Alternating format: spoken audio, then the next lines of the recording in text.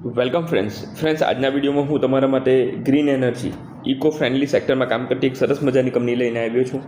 નામ તમે અહીં જોઈ શકો છો, એરો ગ્રીન ટેક લિમિટેડ. કંપનીની કરંટ માર્કેટ પ્રાઇસ છે ₹396. ફ્રેન્ડ્સ, આ કંપની લાવવાનું મેઇન રીઝન એ છે કે આ સેક્ટરમાં ગવર્મેન્ટ ખાસ્સી મહેનત કરી રહી છે, ખાસ્સી પ્રાયોરિટી આપી રહી છે ને green energy eco friendly sector જે પણ છે એમાં એનું ફ્યુચર ખૂબ જ બ્રાઇટ છે એમ કહી શકાય. તો આ સેક્ટરમાં કામ કરતી સારી કંપનીઓ જો મળી જાય તો ફ્યુચરમાં આપણને સારા પૈસા જે છે આપણે બનાવી શકીએ છીએ.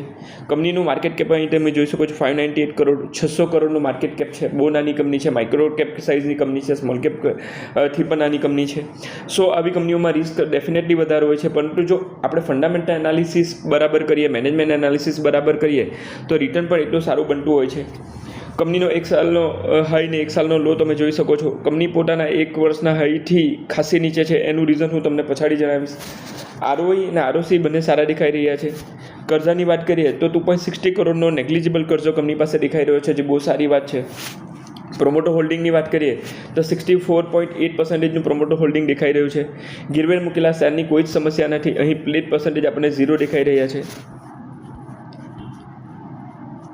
હાફ ક્વાર્ટરલી રિઝલ્ટની આપણે વાત કરીએ તો અહીં તમે જોઈ શકો છો, કંપની ભલે માઇક્રો કેપ સાઇઝની કંપની છે એટલે મને એવું લાગતું હતું કે હાફ ક્વાર્ટરલી રિઝલ્ટ ડિક્લેર કરતી હશે, પરંતુ અહીં કંપનીના જે ક્વાર્ટરલી રિઝલ્ટ જે છે દર 3 મહિને દેખાઈ રહ્યા છે. આપણે અહીં જોઈ શકીએ છીએ કે કંપનીના ક્વાર્ટરલી રિઝલ્ટ જે છે એ ધીરે ધીરે રેવન્યુ વધી રહ્યું છે, પરંતુ જૂન 24 પછી તમે જોશો, જૂન 24નું રિઝલ્ટ સારું હતું, પછી સપ્ટેમ્બર 24નું પણ સારું હતું, પરંતુ ડિસેમ્બર 24 પછી જોશો તો રેવન્યુ ફ્લેટ દેખાઈ રહ્યો છે. એના લીધે શેર પ્રાઇસમાં ગિરાવટ જોવા મળી રહી છે.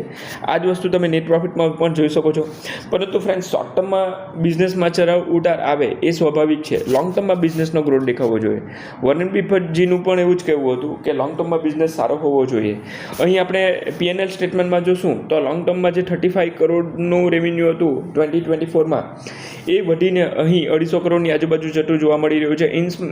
ઇટ મીન્સ લોંગ ટર્મમાં બિઝનેસ વધી રહ્યો છે અને ગવર્મેન્ટનું આ સેક્ટરમાં ફોકસ વધી રહ્યું છે. પછી તો આવી કંપનીઓને ઓર ફાયદા થશે. અહીં પણ તમે જોઈ શકો છો, જે નેટ પ્રોફિટ પહેલાં માઇનસમાં હતું એ હવે પ્લસમાં આવી ગયું છે.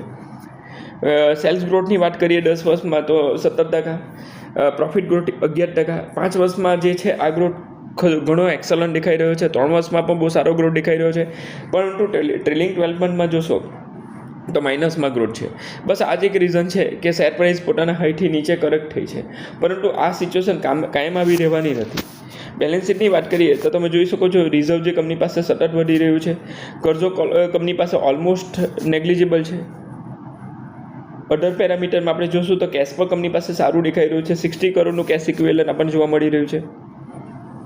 કેશ ફ્લો સ્ટેટમેન્ટ કોઈપણ કંપની માટે ખૂબ જ મહત્ત્વનું કામ કરે છે. એમાં પણ કેશ ફ્રોમ ઓપરેટિંગ એક્ટિવિટી બહુ જ મહત્ત્વનું છે. અહીં કંપની પાસે કેશ ફ્લો જે છે પોઝિટિવ દેખાઈ રહ્યું છે, જે બહુ સારી વાત છે. આપણા ઇન્ડિયામાં આપણે એક્રોલ બેલેન્સ શીટ યુઝ કરીએ છીએ.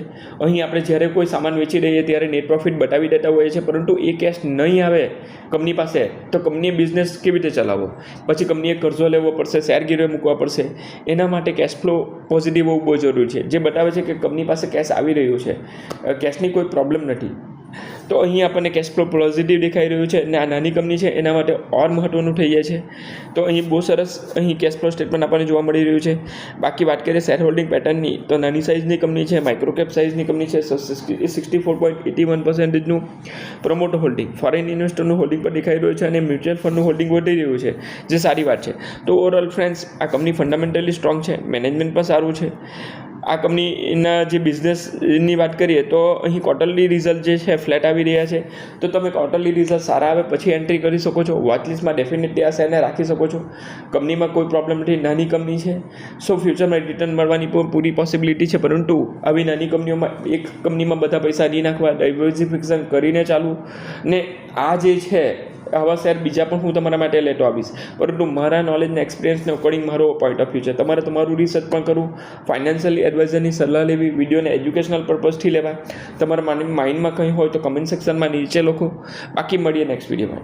Thank you all.